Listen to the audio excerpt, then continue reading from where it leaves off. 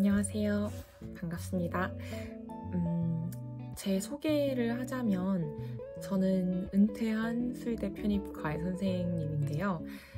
블로그로 말이라는 닉네임으로 4년간 활동을 했었어요. 작년이 제 마지막 과외 해였는데 계속 해주시면 안 되겠냐라고 하시는 분도 좀 많이 있었거든요. 근데 저는 이제는 학생 신분이 아니고 졸업을 했기 때문에 과외는 여기서 마무리를 하게 되었어요. 다만 제가 4년간 과외를 하면서 어느 정도 쌓인 데이터와 정보, 그리고 수의대 편입 합격 노하우를 이렇게 영상으로 남기려고 카메라를 켜봤습니다. 제가 준비한 내용을 여기 옆에 노트북을 보면서 하나하나 설명을 드릴게요. 그럼 시작하겠습니다. 첫 번째로 수의대 편입이란 뭔지 먼저 설명을 드릴게요. 수의대 편입이란 예과 2년을 건너뛰고 본과 1학년으로 편입을 해서 본과 1학년부터 4학년, 총 4년을 다녀서 수의사가 되는 방법이에요. 다른 학과의 편입과 비슷한데 대신에 다른 학과는 편입 후에 2년을 다니면 졸업을 하지만 수의학과는 4년을 다녀야 졸업을 할 수 있습니다. 두 번째로는 수의대 편입 진입 시에 필요한 것들에 대해서 말씀을 드릴게요. 크게 3개로 저는 나누고 있는데요. 첫 번째로는 높은 학점과 토익 만점, 두 번째로는 수의사가 되고 싶은 명확한 이유, 그리고 세 번째로는 예산이에요. 그래서 첫 번째로 높은 학점이랑 토익에 대해서 설명을 드리자면 뒤에서 다시 더 자세히 말씀을 드리겠지만 대부분의 학교가 1차에서 학점과 토익을 보는데 수의대 편입판이 좀 어느 정도 고였어요. 그렇기 때문에 둘 다 이제 거의 만점에 수렴해야 1차 합격을 하는 게 현실입니다. 제가 준비할 때, 그러니까 4, 5년 전이죠. 그때는 이 정도는 아니었는데 요 몇 년 사이에 1차 컷이 너무 높아졌어요. 따라서 재학생이시라면 학점을 가장 먼저 챙기셔야 되고 졸업생인데 반드시 편입을 하고 싶으시다면 학은제로 학점을 세탁을 하시거나 아니면 다시 수능 공부를 하시는 편이 좋습니다. 두 번째로는 수의사가 되고 싶은 명확한 이유가 필요한데요. 편입 공부와 본과 4년이라는 긴 시간 동안 많은 에너지를 쏟게 돼요. 그래서 수의사가 되고 싶은 명확한 이유와 목표가 없다면 그 소모적인 시간을 버티는 게 되게 힘들 수도 있거든요. 단순히 돈을 버는 게 목표라면 수의사보다 훨씬 돈을 효율적으로 잘 벌 수 있는 방법이 많아요. 특히 수의대보다는 의대를 준비하는 게 더 좋을 수도 있어요. 그런 경우에는. 따라서 수의사라는 직업이 적성에 맞지 않는다면 좀 힘들고요. 적성이 맞는 것이 중요하다고 생각을 합니다. 동물을 싫어하시거나 아니면 더러운 거에 좀 민감하신 분들이라면 적성에 잘 맞지 않는 직업이에요. 세 번째로는 예산인데 편입 공부에 필요한 돈과 본과 4년 동안 쓸 돈이 필요합니다. 되게 현실적인 부분인데요. 편입 공부에 쓰는 돈은 사람마다 천차만별이겠죠. 대충 어떤 거에 쓰는가 먼저 알려드리자면 인터넷 강의 구매 비용, 책 구매 비용, 독서실 비용, 그리고 독서실 다니면서 쓸 점심값, 그리고 원서 접수 비용, 면접 시 이동 비용, 그리고 묵을 숙소 비용 정도가 필요해요. 합격한 뒤에는 대학 등록금, 그리고 4년간의 생활비, 주거비 등등이 필요하겠죠. 사실 집에서 지원을 받는 것이 가장 좋은데 이걸 다 스스로 해결해야 하는 분들이라면 앞서 말씀드린 것 플러스 알파로 더 돈이 필요하다는 것을 아셔야 돼요. 왜냐하면 수의대생들은 방학마다 자기 개발을 위한 실습을 나가는데 이 실습 시에 쓰는 돈도 좀 은근히 드는 편이거든요. 단순히 말해서 4년간 학교를 다시 다니는 비용을 어느 정도 해결한 상태로 공부를 시작하시는 게 좋습니다. 대략적인 공부 스케줄을 설명을 이제 드릴게요. 보통 다들 이제 어떻게 공부를 하냐, 진입 시에 어떤 것부터 이제 해야 되냐 이런 질문을 되게 막막한 상태로 많이 물어보시더라고요. 그래서 대충 공부할 것을 생물, 화학, 미가수, 수의학, 면접 이렇게 5가지로 나눠볼게요. 그래서 첫 번째로 제일 중요한 생물. 생물은 보통 인강을 많이 들으십니다. 의학대 편입에서 유명한 선생님들이 계세요. 그런 선생님들이 인강을 듣는 것이 대세고요. 어떤 선생님이 본인에게 맞는지 맛보기 강의를 반드시 들어보시고 결정하시는 걸 추천을 드려요. 가끔 이제 실제 편입 학원에서 생물 강의를 이제 실시간으로 들으시는 분도 계신데 나쁘지 않다는 평을 제가 몇 번 들었어요. 근데 경제적인 측면에서는 인강이 효율적이고 경제적인 걸로 알고 있거든요. 저도 인터넷 강의를 들었었습니다. 그게 좋고, 대신에 주의할 점은요. 생물 인강은 뭐 현강을 듣거나 인강을 듣거나 양이 정말 많아요. 양이 정말 많기 때문에 처음부터 호기롭게 정리하면서 들으시면 제풀에 지쳐서 꺾여 쓰러지실 수도 있어요. 이론 강의보다 가장 중요한 건 문제풀이이기 때문에 강의는 적당한 속도로 밀리지 않고 빨리 듣고 회독수를 추가하면서 문풀로 바로 들어가는 게 핵심입니다. 여기서 이제 합격, 불합격이 좀 많이 갈린다고 저는 생각을 하거든요. 문풀을 한 사람과 안 한 사람의 지식 차이는 너무 커요. 그래서 이제 제가 준비할 때랑 또 지금 준비할 때랑 문제풀이를 어떻게 좀 다르게 하는지 또 이제 알아봤는데 가장 따끈따끈한 합격생들 몇 분에게 제가 여쭤본 결과 간단히 이제 그분들이 말을 요약하자면 문제풀이는 박선우 선생님 통합이론 문제, 서머리, 그리고 MDT 기출 문제, 임용 기출, 그리고 서가영 선생님 핵심 생물 실전 문제, 변리사 기출, 그리고 백쌤 수의대 기출, 그리고 지토 기출, 그리고 미가수 빈칸 이런 게 있어요. 미가수 빈칸은 따로 사실 필요 없고 무료로 뭐 배포하시거나 합격생들이 좀 공유하시는 게 은근히 있거든요. 저도 제 블로그에서 제가 옛날에 정리해놨던 빈칸을 무료로 배포하고 있기 때문에 굳이 따로 사실 필요는 없으세요. 이 정도 문제를 이제 요새는 많이 풀고요. 당연히 문제풀이도 이론처럼 회독을 해야 됩니다. 그래서 이 점에 대해서는 학교별로 좀 전략이 다른데 학교별 전략은 제가 다음 영상에서 더 자세히 한번 설명을 해드릴게요. 그리고 두 번째로 화학. 화학이 들어간 학교가 적어요. 전북대나 강원대 그리고 제주대 약간 들어가는 거 정도밖에 없는데 따라서 많은 사람들이 화학을 공부를 안 하세요. 그런데 저는 개인적으로 화학을 일찍 포기하는 건 안 된다고 생각을 합니다. 우리나라의 수의대는 10개밖에 없어요. 10개밖에 없는데 지원 전형이 조금 다른 학교 2개, 그러니까 서울대랑 건국대는 이제 동시에 준비하시는 분이 조금 드물거든요. 그거 2개를 일단 뺀다고 생각하면 8개예요. 8개 대학만을 목표로 공부를 할 수밖에 없는데 그 중에 2개를 빼먹으면 너무 많은 수의 대학을 빼먹는 거랑 똑같아요. 그래서 굉장히 비효율적이고요. 그리고 화학은 생물에 비해서 공부해야 할 양이 적습니다. 적고 난이도가 아직 그렇게 높지 않게 나오고 있어요. 따라서 직장인이나 재학생이 아닌데 연초부터 편입 계획을 짜면서 화학은 나 못해 하고 포기한다면 아무래도 합격률이 많이 떨어질 수밖에 없어요. 그리고 방금 제가 좀 쉽다고 말씀드렸는데 그러니까 언제 난이도가 올라갈지 모르거든요. 그래서 반드시 이론과 문풀 정도는 그냥 일찍 마무리하는 편이 좋다고 생각합니다.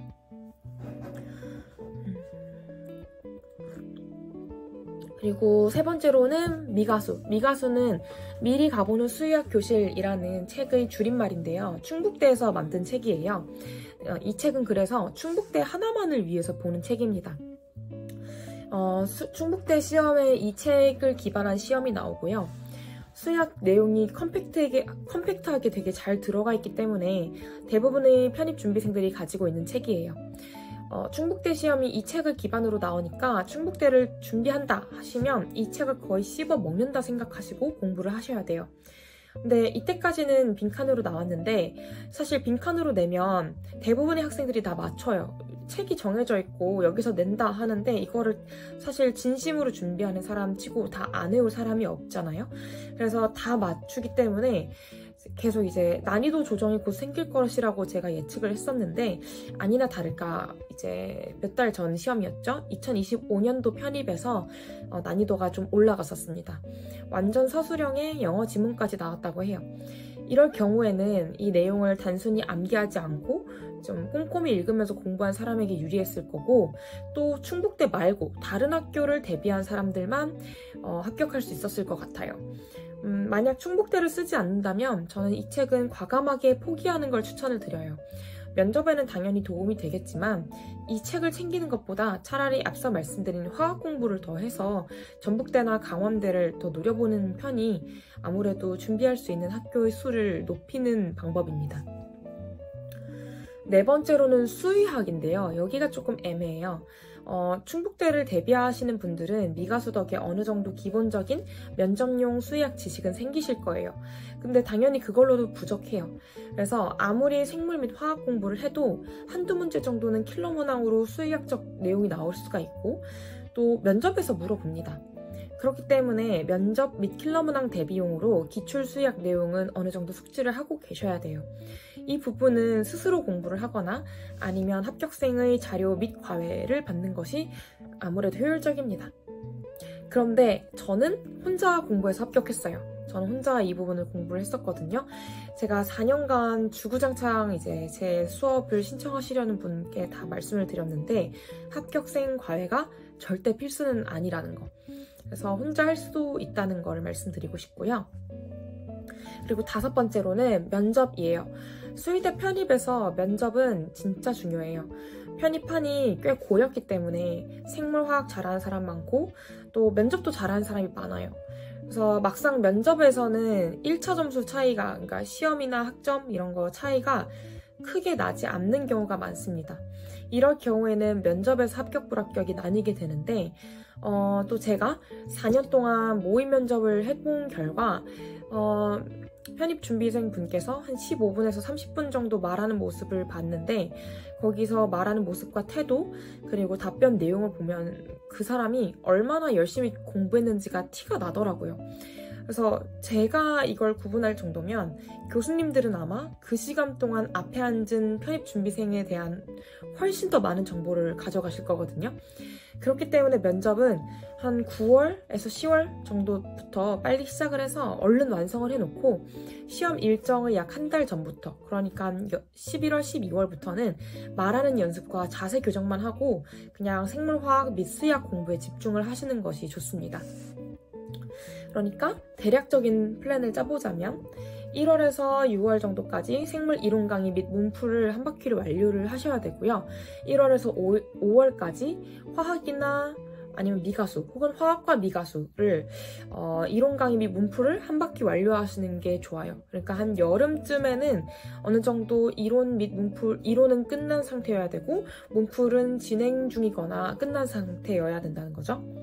그리고 7월부터는 이제 생물화학 회독을 시작을 하셔야 되고 그리고 문풀도 계속 하셔야 되고 회독도 하셔야 됩니다. 그리고 9월 정도부터는 이제 면접 대비 자료를 수집하시고 스터디를 결성하시는 걸 추천드려요. 그리고 공부 완료 시점은 11월로 반드시 설정을 하셔야 돼요. 왜냐하면 12월부터 원서 접수랑 이제 1월 학교 고시가 들어가는데 이런 시즌에는 공부가 거의 불가능합니다. 또 전국 각지로 움직여야 되잖아요. 그래서 거의 불가능하다고 생각을 하셔야 되고 체력도 좀 어느 정도 비축을 하셔야 돼요. 네, 이렇게 공부 계획을 짜보시는 걸 추천드리고요. 더 자세한 내용은 이제 또 다음 영상에서 하도록 하고 Q&A를 제가 사실 블로그에 미리 올려놨었는데 몇 개 올라왔었어요. Q&A Q&A 댓글을 달아주셨는데 제가 그거에 대한 답변을 이제부터 해보도록 하겠습니다. 일단 첫 번째로 합격생들의 공통점을 여쭤보신 분이 계세요. 제가 4년간 과외를 하면서 이분은 합격하시겠는데 싶으신 분들은 합격하셔서 연락이 오는 경우가 많았어요. 그러니까 첫 해에는 그런 감이 좀 없었는데 점점 이 과외를 하면 할수록 저한테 질문을 하시는 분들이라던가 아니면 막판에 모의 면접을 통해서 제가 실제로 얼굴을 좀 보고 말씀하시는 걸 봤을 때 이분은 합격하시겠다라는 감이 오더라고요. 그래서 그런 공통점에 대해서 먼저 이제 말씀을 드려보려고 합니다. 저는 이거를 준비 초기에 나타나는 특징, 그리고 준비 중간에 나타나는 특징, 그리고 준비 막판에 나타나는 특징 이렇게 3가지로 나눠서 설명을 드려볼게요. 일단 준비 초기에는 편입 준비로 잃게 되는 기회비용을 잘 알고 계세요. 그러니까 어느 정도 신중하게 이 시험에 접근을 하신다는 소리겠죠? 그리고 입결 준비 방법 등에 관심이 있고요. 연봉이나 현실에 대해서는 잘 알지 못하시거나 아니면 딱히 관심이 잘 없으세요. 근데 이걸 알아보지 말라는 뜻은 전혀 아니고요. 오히려 이런 현실에 대해서 알고 나서 입학하시는 게 도움이 될 수 있어요. 이게 그냥 모르고 진입하면 안 되겠죠. 그런데 이제 아마도 인터넷에 수의대 현실 혹은 수의사 현실이라는 검색을 타고 올라가면 그렇게 좋은 직업처럼 보이진 않을 수도 있어요. 왜냐하면 어차피 인터넷상에서 보이는 내용들은 부정적일 수밖에 없거든요. 저는 이제 개인적으로 어떤 직업이든 그 직업만의 단점이 존재한다고 생각하는데 사람들은 그걸 그냥 현실이라고 좀 과대포장해서 인터넷에 올리는 경향이 있는 것 같아요. 그런 글만 보다 보면 공부 의욕이 좀 떨어지게 되고요. 그리고 당연히 수의사도 다른 직업과 마찬가지로 단점이 존재합니다. 근데 이러한 단점을 안고 갈 정도로 하고 싶거나 혹은 안고 갈 정도로 적성에 맞는 사람이 딱 하겠다라고 마음 먹고 도전하는 것이 좋아요.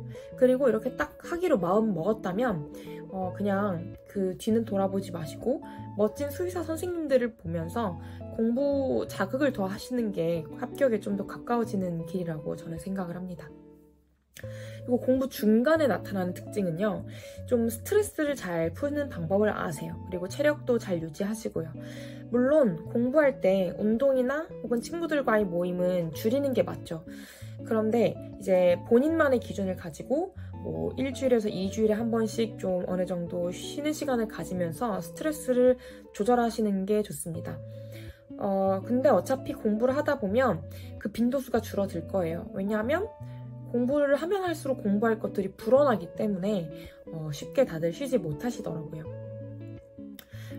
그러고 준비 막판에 나타나는 특징은 모의 면접 때 보면 눈이 은근히 약간 돌아있다고 해야 되나? 약간 초점이 없고 좀 그런 상태세요. 왜 그러냐면 근데 그런 분들은 진짜 다 합격하시더라고요.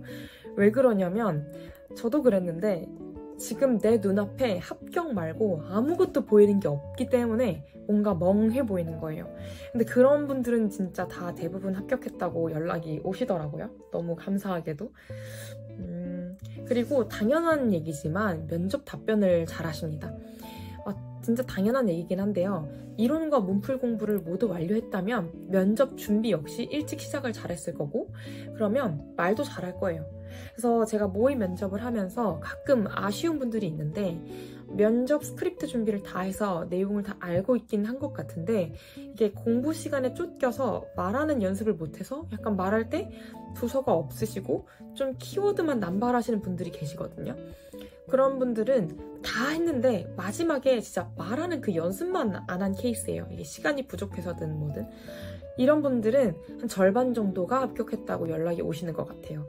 이게 저와의 모의 면접을 통해서 어느 정도 그나마 연습이 되었거나 아니면 애초에 실전에 강하신 분이었을 거라고 저는 생각을 해요.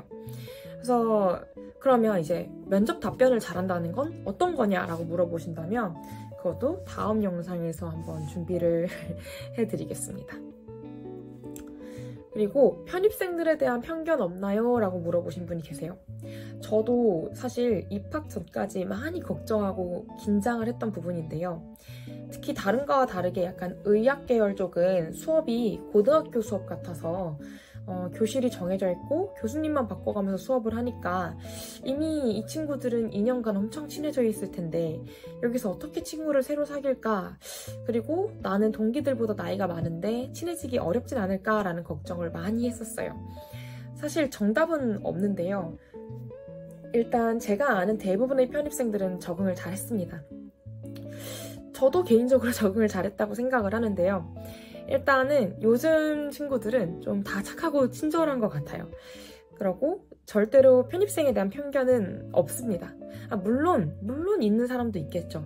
그렇지만 그런 편견을 깨부숴 준다는 마음가짐으로 동기들한테 잘 다가가고 잘 대해줘야 이제 그 2년의 공백을 채울 수 있다고 저는 생각을 해요. 이건 어떤 인간관계든 마찬가지라고도 생각을 하는데 저는 개인적으로는 착한 동기들을 만나고 또 개인적인 저희 노력이 더해져서 잘 적응한 편이라고 생각을 합니다. 그리고 또 다른 질문은 광범위한 생물의 효율적인 학습법을 물어보셨어요.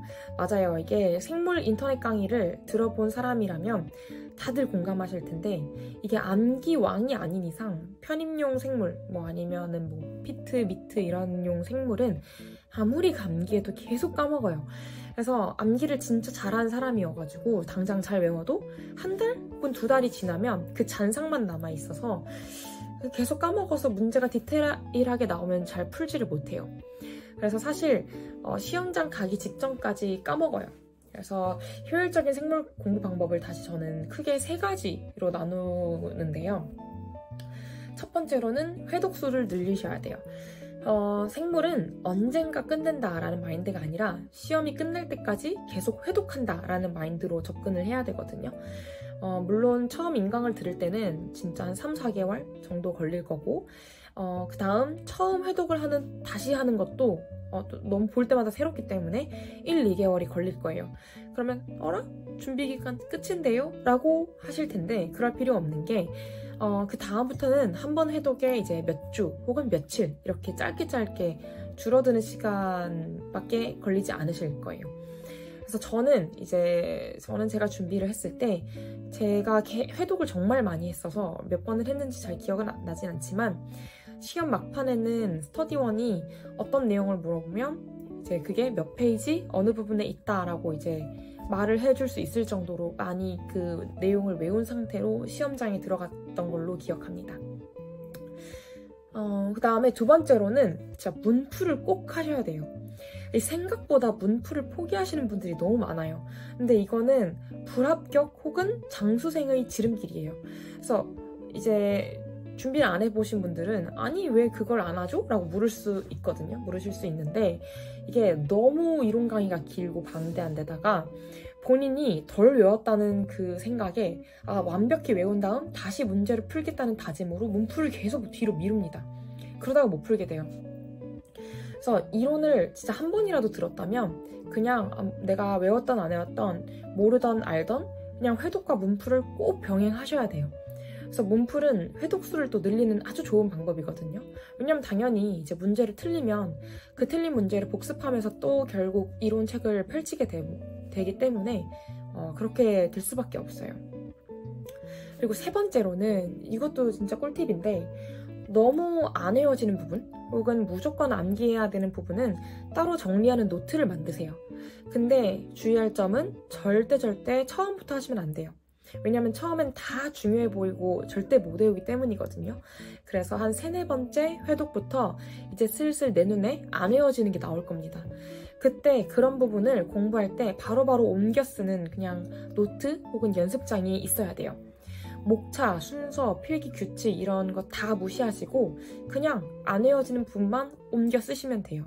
그리고 그거를 자기 전이나 아니면 어디 멀리 이동할 때 아니면 진짜 쉬고 싶은데 마음은 불편할 때 그럴 때 그냥 이제 각막에 새긴다라는 마음가짐으로 계속 읽으세요. 그러면 아무리 암기를 못하는 사람이어도 금방 외울 수 있습니다. 네, 또 다른 질문에 대한 답변을 해볼게요. 준비 중에 공부가 잘 되어가고 있다 혹은 내가 맞는 길로 잘 학습을 하고 있다에 대한 기준이나 지표를 어떻게 잡으셨나요? 라고 누가 또 여쭤보셨거든요. 일단 처음에 로드맵을 되게 잘 짜고 시작해서 그 계획대로 한다면 사실 내가 잘하고 있는지에 대한 의구심은 없을 거예요. 저는 개인적으로 입시를 2번 경험을 했습니다.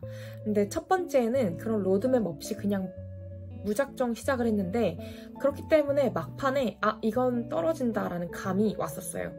그래서 그 다음 해에 입시 로드맵을 완전히 새로 짠 다음에 그대로 실천하려고 노력을 했습니다. 그리고 그 해에 붙었죠. 또 이제 스터디를 하시는 걸 추천을 드리는데요. 물론 어떤 스터디를 들어가냐에 따라 복불복이긴 하겠죠. 그런데 어쨌든 본인이 로드맵을 좀 잘 짰다면 어느 정도 커버가 될 거고 그 복불복에 대한 그리고 다 같이 서로를 감시해주는 역할을 통해서 어느 정도 공부 방향에 대한 그 의심을 거둘 수 있어요.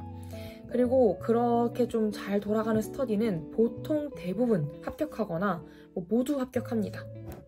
제가 했던 스터디도 합격률이 굉장히 높았었어요. 그리고 요새 핫한 주제죠. 안전하게 학점은행제를 하는 것을 추천하실까요? 라고 물어보시면 결론부터 말씀드리자면 지금은 해야 됩니다. 근데 이게 참 문제가 많은 부분이거든요. 코로나 전에는 이제 코로나 시즌이 있었잖아요. 그때는 학점이 한 95, GPA 95만 넘어도 1차 안정권이었어요. 제 학점은 GPA 93이었습니다. 전적대 학점은. 근데 제가 학점 넣는 학교 1차를 그때 다 붙었었거든요.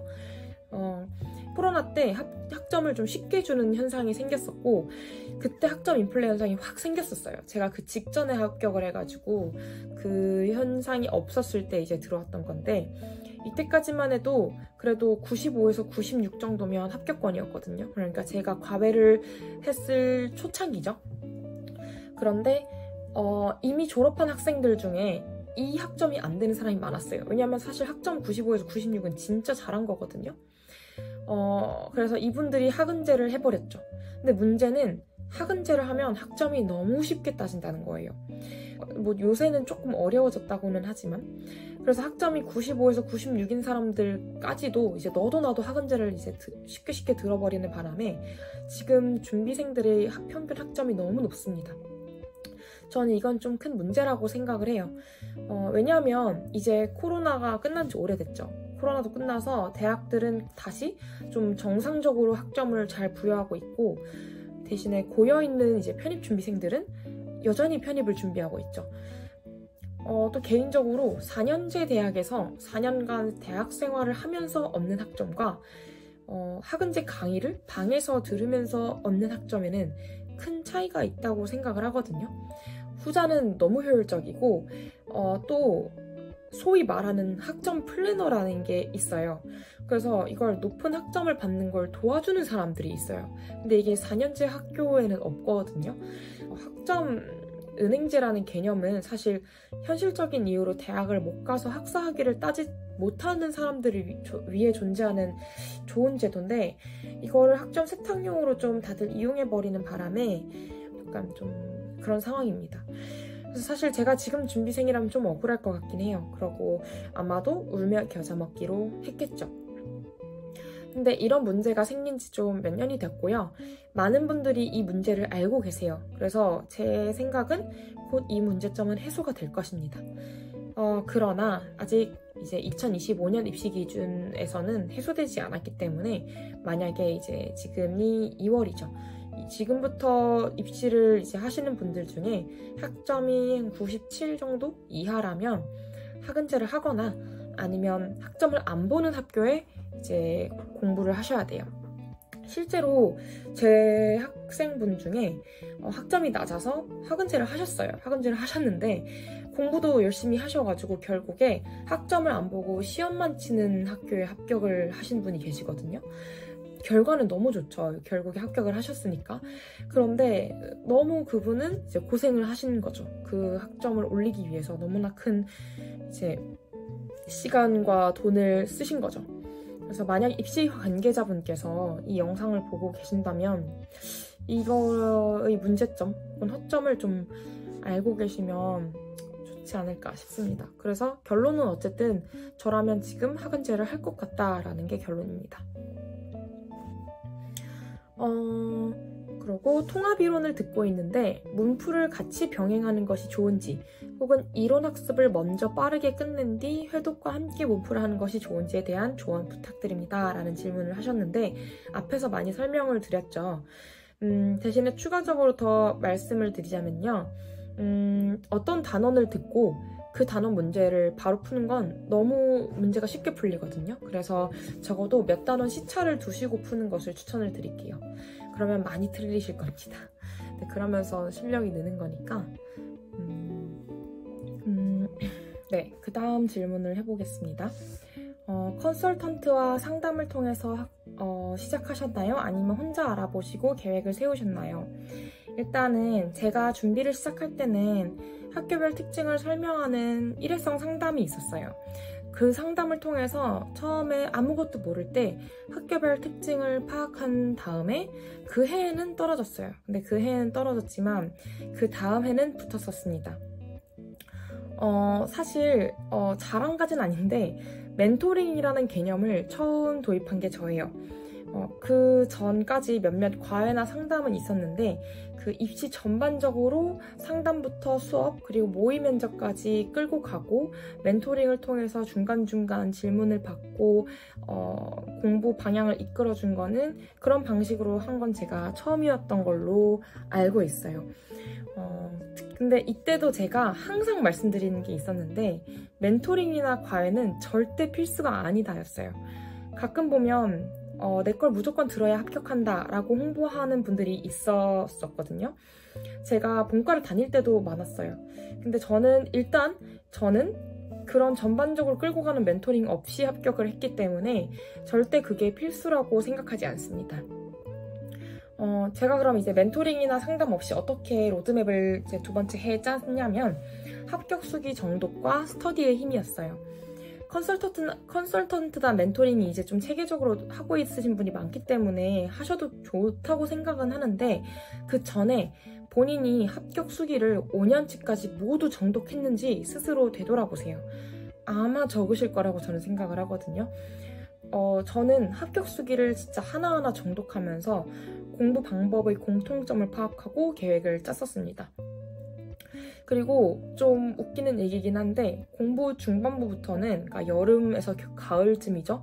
그때는 제가 합격했을 때 어떻게 합격 수기를 쓸지도 정해놨었어요. 무슨 배짱이었는지 모르겠는데 지금은 제가 준비할 때랑 다르게 정보도 더 넘쳐나고 또 합격생 블로그도 많이 하고 계시거든요. 그래서 멘토링이나 과외는 물론 하면 정말 좋겠지만 하기 전에 그 스스로 할 수 있는 것들을 제대로 알아봤는지를 돌아보셔야 됩니다. 왜냐하면 여러분의 멘토는 여러분의 인생을 책임질 수가 없기 때문이에요. 그래서 꼭 그렇게 스스로 준비를 하셔야 되고요. 다른 걸 찾아보시는 게 좋아요. 처음 시작할 때 어떻게 시작하셨는지라는 질문이에요. 일단 계기부터 말씀을 드려야겠죠? 저는 전적대학교를 다니던 도중에 피트 시험을 아주 잠깐 준비했었습니다. 그런데 결과가 좋지 않았어요. 더 해봤자 결과는 같을 것 같아서 그냥 되게 빠르게 포기를 하고 학교를 졸업했습니다. 지금 돌이켜 생각해보면 약사가 적성에 맞지 않았던 것 같아요. 그래서 공부도 하기 싫었던 것 같은데 아무래도 그렇게 실패를 겪다 보니까 학교를 졸업하기 직전에 진로 고민도 많이 했고요. 또 피트 시험에 실패했다는 좀 패배감 때문에 제 스스로가 좀 쓸모가 없다라고 느껴지는 시기가 있었어요. 그래서 나는 나의 쓸모를 찾아야겠다라는 생각에 그냥 무작정 제 스스로가 도움이 되는 유기견 센터 봉사를 시작을 했었습니다. 거기서 근데 제가 동물을 너무 좋아한다는 걸 깨달았어요. 동물들이 이제 냄새도 나고 시끄럽고 더러웠지만 그 동물들의 눈을 보면서 영혼이 치유되는 느낌을 받았었거든요. 그때 처음으로 수의사라는 직업에 대해서 생각을 하게 되었습니다. 근데 이제 저는 한 번의 실패를 겪었었으니까 약사 준비 때처럼 중간에 적성이 안 맞을까봐 이걸 좀 시험을 해보고 싶었어요. 제가 코스모스 졸업을 했었거든요. 가을에 코스모스 졸업을 한 직후에 아주 잠깐 몇 달 입시를 경험해봤고 이게 이제 첫 번째 입시였고요. 이제 그 다음에 동물병원에서 테크니션으로 근무를 시작했습니다. 여기서 일을 하면서 너무 힘들었거든요. 동물병원이 워낙 바빴고 일도 힘들었어서 진짜 힘들었는데 그래도 옆에서 일하시는 수의사 선생님들을 보면서 미래에 같은 일을 하고 있는 저를 상상하면서 좀 설레기 시작했어요. 그때야 비로소 이제 적성이란 걸 좀 깨달았던 것 같아요. 대신에 눈에 보이는 단점들이 당연히 많았고요. 너무 바쁘고 일이 힘들어 보였고 또 공부를 시작한다고 하니까 이제 한번 말려주신 수의사 선생님이 계시거든요.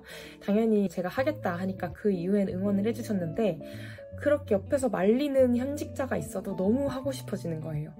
그렇기 때문에 퇴사를 하고 공부를 했을 때 공부하다가 뭔가 힘들 때도 이때를 생각하면서 뭔가 마음을 다잡았던 것 같아요. 그리고 그 이후에는 당연히 합격수기, 아까 말씀드렸던 것처럼 합격수기를 다 보고 딱 공통점을 정리해서 몇 월부터 몇 월까지는 뭐 하겠다 이런 식으로 로드맵을 짠 다음에 공부한 게 다입니다. 별거 없어요. 그리고 다음 질문. 시작할 때 시간 낭비나 시행착오를 줄였던 경험 혹은 방법인데요. 사실 저는 로드맵을 두 번째 해 짜고 시작했기 때문에 시행착오는 없었고요. 합격한 해에는. 그러나 그 로드맵대로 이행하는 건 또 다른 노력이 필요했거든요. 그래서 저는 어떻게 했냐면 일주일에 한 번 스터디를 했어요. 물론 대면 스터디 한 번, 비대면 스터디 한 번을 했는데 비대면 스터디는 소요 시간이 별로 길지 않았기 때문에 이제 대면 스터디 기준으로 설명을 드리자면 일주일에 한 번 대면 스터디를 해서 계획에 강제성을 부여했습니다. 또 공부하기가 너무 싫을 때는 친구를 만나거나 놀거나 이렇게 하지 않았고 그냥 침대에 누워서 잤어요. 혹은 이제 데일리벳이라고 수의학 이슈가 이제 정리되어 있는 저널이 있거든요. 그런 수의학 관련 뉴스를 읽었어요. 그래서 데일리벳 기사 업데이트 속도까지 파악할 정도였어요. 근데 그만큼 공부하기 싫었던 때가 많았단 소리죠. 그러고 첫 해처럼 막판에 이제 체력과 멘탈이 다 흔들리는 게 너무 싫었기 때문에 독서실에서 2시간 이상 집중을 못하면 그냥 그날은 공쳤다 생각을 하고 집 가서 잤습니다. 다른 합격 수기 보면 매일 10시간씩 했어요, 매일 13시간씩 했어요 이렇게 적혀져 있는데 저는 그대로 하지 않았고 2시간 한 적도 있고 5시간 한 적도 있고 6시간 한 적도 있고 10시간 넘게 한 적도 있습니다. 대신에 진짜 집중이 안 되는 시간은 절대 카운트를 하지 않았어요. 그리고 그렇게 꼭 집 가서 쉬고 자면 그 다음날은 마음이 좀 급해져서 공부 집중이 잘 돼서 꼭 10시간을 넘겼던 것 같아요. 그런 식으로 시행착오도 줄이고 공부를 좀 하려고 노력을 했습니다. 마지막 질문이에요. 마리님은 수의대 편입을 준비할 때 어떤 수의사가 되고 싶어서 편입에 도전하신 건지 궁금합니다. 그리고 수의대를 다니고 있는 지금 되고 싶은 수의사의 모습이 지금과 같은지 혹은 달라졌는지 여쭤보고 싶습니다. 괄호 열고 마리님이 생각하는 수의사가 무엇인지 궁금합니다. 이 질문이 저를 되게 오래 고민하게 만들었는데요. 일단 처음 편입을 준비할 땐 사실 되게 거창했어요. 저는 제 개인적인 신념 중에 하나가 마음만으로는 누군가를 도울 수가 없다라고 생각을 하거든요. 그래서 누군가를 도우려면 그만한 힘과 혹은 재력이 있어야 된다고 생각을 했고 동물을 돕기 위해서는 수의사가 되는 게 제일 좋다고 그래서 생각을 했습니다. 그래서 편입을 준비를 할 때는 드라마에 나오는 뭔가 명의처럼 멋지고 사명감 있는 수의사가 되고 싶었고 또 합격한 그 직후 본과 1학년 때는 그 생각이 정말 강해졌는데 막상 점점 1학년, 2학년, 3학년, 4학년 이렇게 점점 진급을 하면서 그런 자신감도 잃고 또 그런 수의사가 되기 위해선 정말 오래 걸린다는 것을 깨달았어요. 지금 이제 졸업을 한 직후인데요. 이 시점에서는 1인분만 해도 다행이다라고 생각을 하고 있습니다. 물론 제 마음속 안에는 아직 그때의 초심이 있어요. 그래도 지금도 누군가를 돕기 위해서는 힘과 재력이 있어야 된다는 생각에는 변함이 없습니다. 그래서 저는 동물을 돕기 위해서 이제 제 초심을 지키려고 계속 노력할 거고 언젠가 제가 생각한 동물을 돕고 사명감 있는 그런 멋진 수의사가 되기 위해서 노력을 할 것 같아요. 네, 이렇게 Q&A까지 정리를 했고요. 오늘 말씀드린 내용은 정말 수의대 편입의 기본 중에 기본 내용이고 제가 다음 영상에서 설명드리겠다고 말씀드린 것도 빠른 시일 내에 설명을 드리도록 하겠습니다. 그리고 이 영상 얼마나 많은 분들이 보실지 모르겠지만 궁금증이 생기신다면 댓글로 알려주시거나 아니면 블로그에 제가 또 따로 마련한 Q&A 게시물에 또 댓글로 질문을 올려주시면 제가 최대한 시간을 내서 답변을 만들어 보도록 할게요. 그러면 이때까지 들어주셔서 감사했습니다. 네, 안녕히 계세요.